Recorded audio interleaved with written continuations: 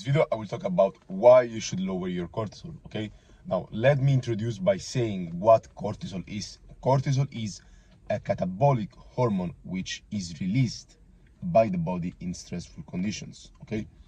Having cortisol levels is actually a good response, but when cortisol is chronically elevated, then is where it actually interferes with your body. Now, because I'm all about maximizing men's testosterone and men's life, I actually suggest you ways in which you can actually lower your cortisol, okay? First, see how your environment is. Be sure that first you psychologically adapt to your environment, okay? Because if you're constantly stressing about your environment, you will have this level of cortisol. So there will be chronically elevated, okay? This is not good because cortisol should be high in the morning because it allows us to wake up. So it is extremely important. But during the day, it should go down, okay? When you see the lab values, you see that cortisol is actually higher in the morning, okay? Every doctor will tell you to actually measure your cortisol in the morning, okay? At night, it goes down. So control your environment, adapt to your environment in order to lower your cortisol during the day.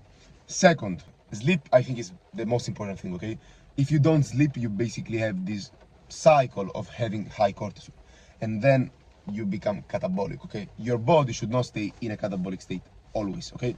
There is this gene called mTOR, which should be actually activated together with anabolic pathways when you build muscle, for example, okay? So having constantly elevated cortisol will actually disrupt all the signaling, and it will basically cause an increase in catabolism in your body, okay? You don't want catabolism all day long. Sometimes you need catabolism because, for example, when you're dieting, you're basically breaking down tissue, okay? But it's not a process that it should last forever, okay? So your body should alternate between periods of anabolism, in which anabolic pathways are activated, so the mTOR pathway, which allows to build muscle, for example, and it should be alternated with moments in which you actually are in a catabolic state, but there should be a normal status, okay? So having constantly high cortisol will disrupt basically your body, and not sleeping enough will mess with your circadian clock, and this will become a cycle, okay? So aim for around 7 to 10 hours of sleep. Every person has a different time of sleep needed, okay? I tend to need more sleep, okay? I tend to sleep more because I feel better. But some people can do amazing on, for example, 7 hours, okay? It's up to you. So be sure to track your sleep with a device so you can have an idea of how you sleep. But the most important thing is actually to focus on REM sleep and deep sleep. What you should also do is actually have a cold room so that you even sleep better, okay? Try yourself, try to put your room temperature around 18 to 22 degrees Celsius, and you will see that you'll basically feel and sleep better.